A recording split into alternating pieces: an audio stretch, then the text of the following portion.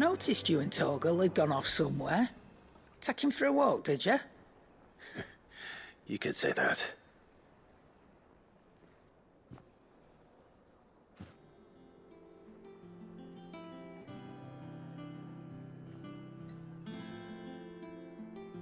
So, Molly's leftovers weren't good enough, eh? That'll teach me for treating you like you're still a pup. All right, no need to shout. Now we know what you're after, I can see about getting some in. Speaking of which, I brought one for later. Can I leave it with you?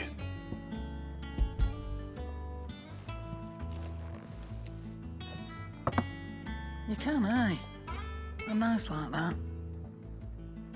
In return, you can thank Tomes for me. The bloody know-it-all. I was just on my way to see him.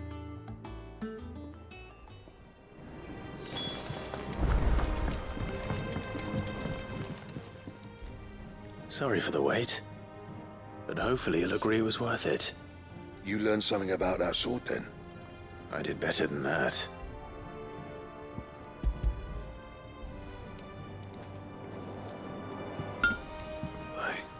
A whetstone? Yes. But not one you'll find anywhere in Valisthea.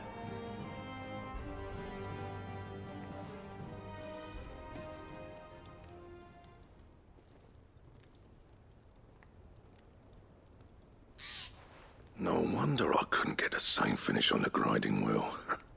One hit and all done, eh? Might not be so bad if all you ever fought were duels.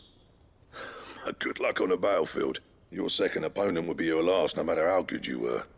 Even so, is there some way it could be used to give the Cursebreakers an edge? I think so, yeah. With this whetstone and the right kind of steel, I could probably even make a twin of the blade that rattled me.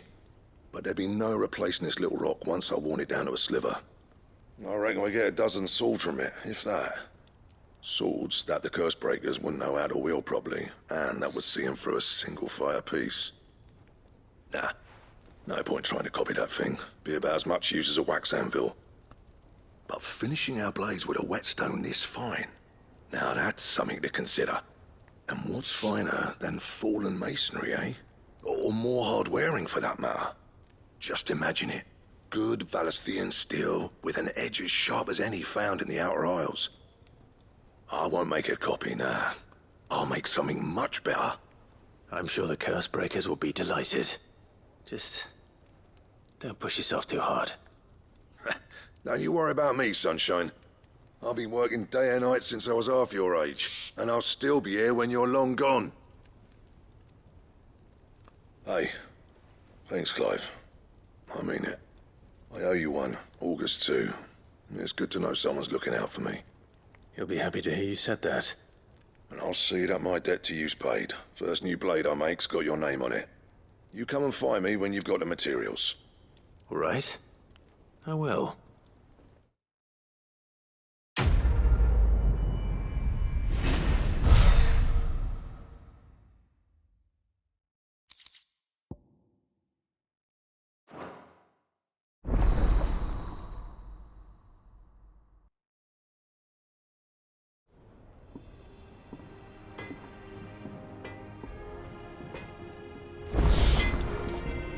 What do you need? Not saying fortune, do you? Should last you a good while.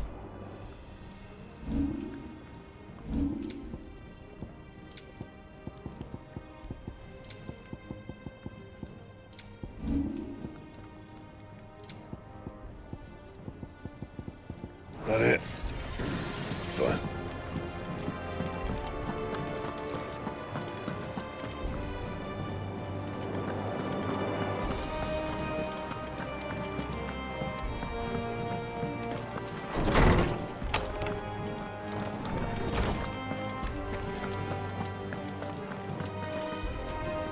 Ah, Clive.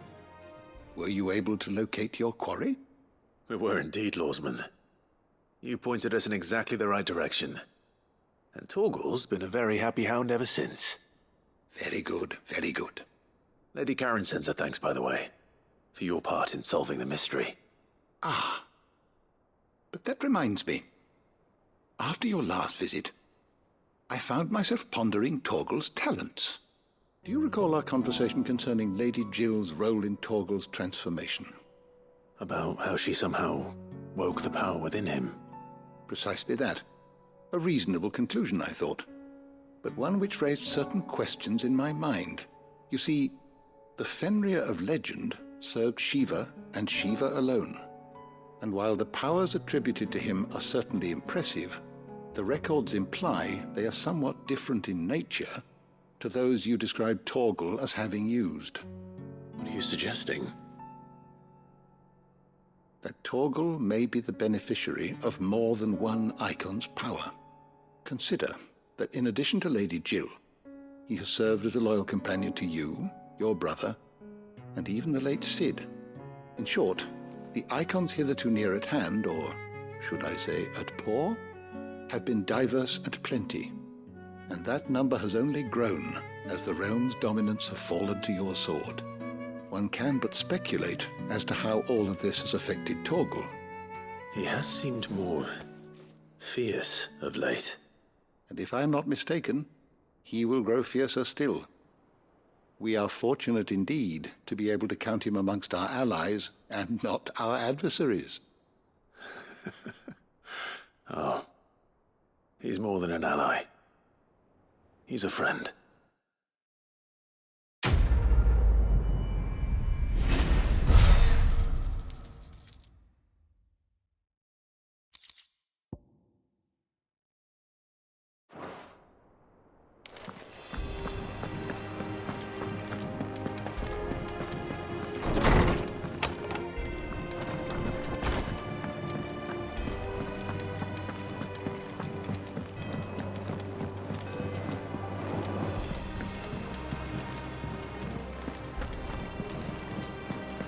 Is that the thing Tomes helped? Mid told me she was building a ship.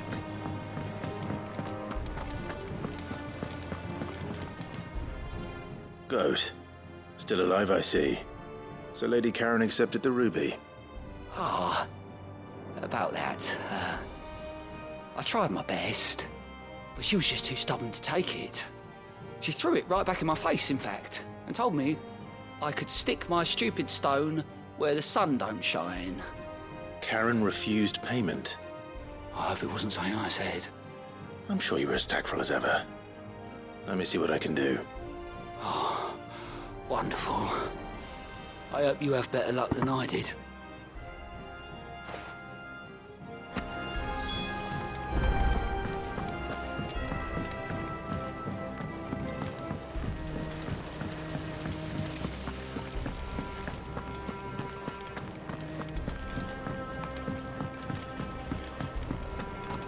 Think Mid might need some help tidying up.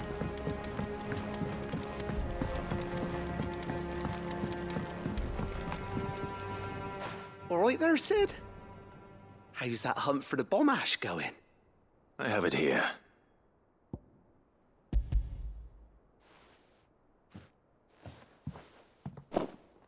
That's the stuff.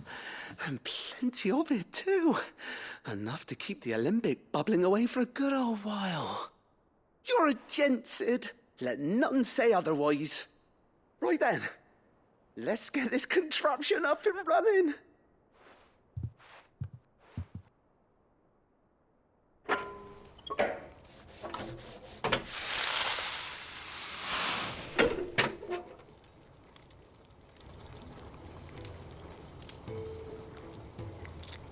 There we have it. The Telemon Alembic. And it works just like the chief said it would. Very impressive. Says the man who cut down a burning boulder. Speaking of which, I still haven't returned the favor. There's no need. The good it will do for the hideaway is reward enough. Don't be silly. Why don't you let me take a look at that bag of yours? The one you keep your potions in. Reckon I could work some magic on that, huh? What kind of magic? Well, We happen to have isolated a substance in our test run of the Alembic that I reckon will make even the toughest lever supple as anything. Thought we might use it to breathe new life into old boots and the like. Save the hideaway a few gil. Ah, I reckon if we slap a bit on your bag, it'll loosen it up enough for you to squeeze in a bottle or two more. Well, it can't hurt to try, I suppose. That's the spirit. Leave it with me. I'll only be a mo.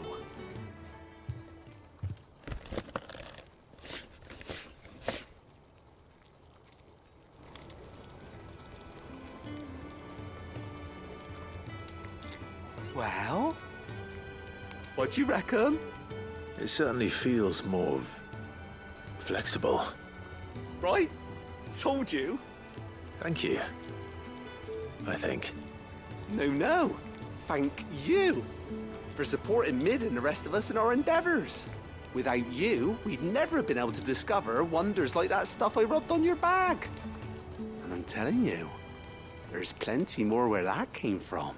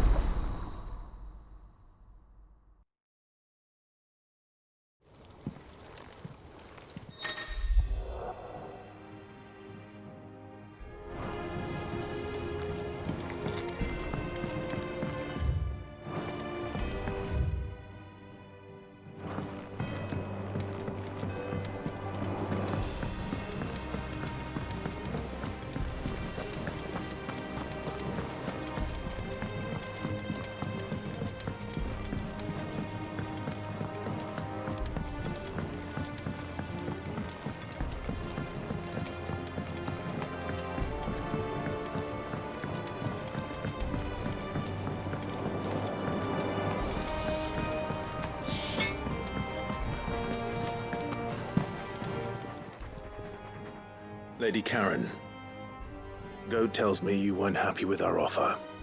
Would you prefer the debt was repaid in coin? What debt? I don't recall lending any of you lot me hard-earned gil. I may have tossed a talent or two in the hideaway's coffers, but those were donations, and you can hardly call it charity if you go asking for it back. Of course not. But one good turn deserves another. And our circumstances have changed. Surely you wouldn't shun the gratitude of a pauper who happened to have become a prince. Oh, so you're a prince now, are you?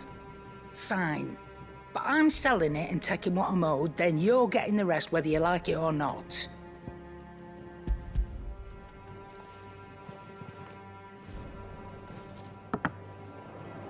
Where'd you even get this? A decent trader might nab 1,000 talents for a star ruby. A canny one, meanwhile, might claim it were nicked from the belt of Sid the Outlaw himself and ask twice as much. Might be I already have a buyer in mind. Might be you even know her. A fine continental maid whose beauty's only eclipsed by a guile in commerce. You wouldn't mind, would you? Not at all. Just be sure to tell her that it's always a pleasure doing business.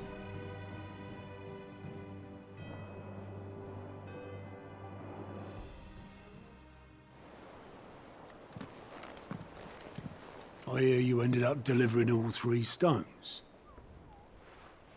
Thanks to this lump. I sometimes wonder what I pay you for. Speaking of which, I still haven't been paid last month's wages. Oh, so you remember what's owed to you then? Get your ass behind that disc of yours and don't get up before those ledgers are square. Right away.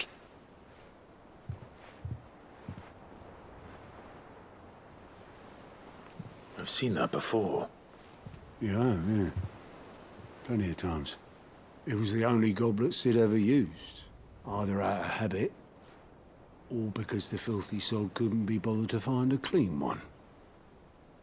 I knew so little about him. Like most people.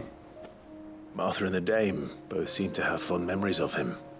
I bet they do. How long did you know Sid before he before he died. 20 summers, give or take. Back in the day, I was a purser on a trade ship, which is where I met him. He bought passage to, I forget where. And having nothing better to do on the long nights, we set up drinking island rum till the morning bell dragged me back to my duties. Quit my post not long after that, on account of making a fine maiden's belly fat. But me and Sid stayed close, promising we'd one day sail the seas again. That was before fate stepped in and said she was having none of it. The magic woke inside my son soon after his first name day, and there was no hiding his knack. Couldn't you and your family have? My family were the ones who summoned the constable, wanted the monster taken away. I couldn't turn my back on him, forget what I felt, and I couldn't for the life of me understand how they could. Luckily, Sid was of the same mind as me. It was him who stood beside me when all I wanted was to tear the whole world down. Him who cried for me when I had no tears left of my own. Him who swore he'd do everything he could to stop it from happening again. And he was true to his word, too. Left the Royal Army once and for all. His ranks, his ribbons, gone. Just like that. Threw away everything he had. All to right a wrong that no one else had the courage to face. I knew then I'd follow that man to the ends of the earth.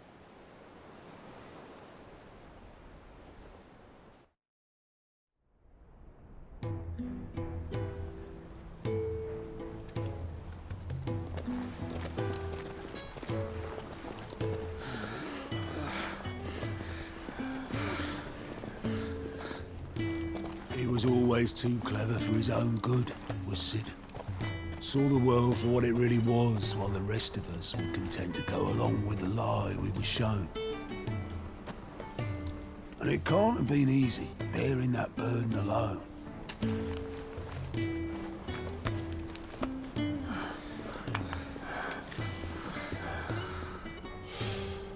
But he didn't let it stop him. He never lost faith in what he believed was right. And that gave us faith in him. Faith he'd steer us true. So I swore to myself that I'd always be right behind him, ready to catch the stubborn sod if ever he should fall.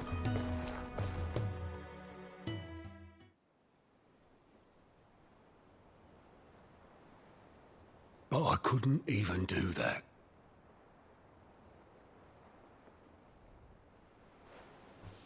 Ignore me. Just the ramblings of a tired old man. Leave that lot. I'll tidy it up in a bit.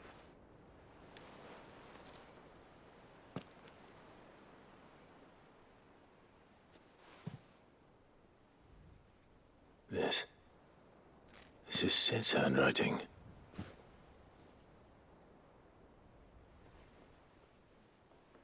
Dear Otto.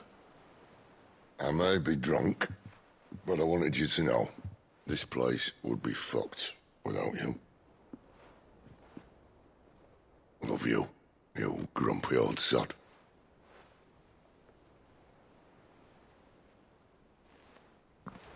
This note. What about it? Sid was right. Without you, we'd all be lost.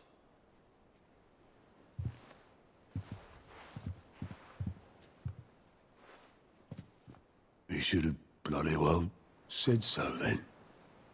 Just once. Before he went. But then, why would he? Him, or anyone? I'd only have told him to piss off.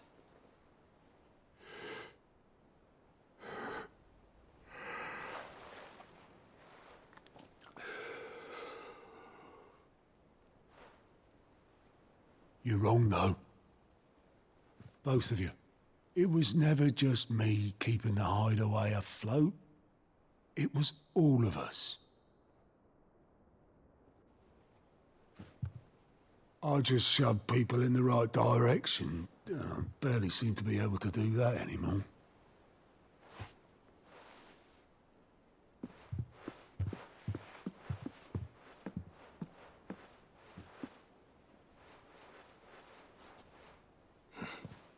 Would you rather goat at the helm? Well, maybe I've got a few more years left in me. I'm going to hold you to that, Otto. Before you go, Sid would have wanted you to have this. But that's... This'll do me just fine.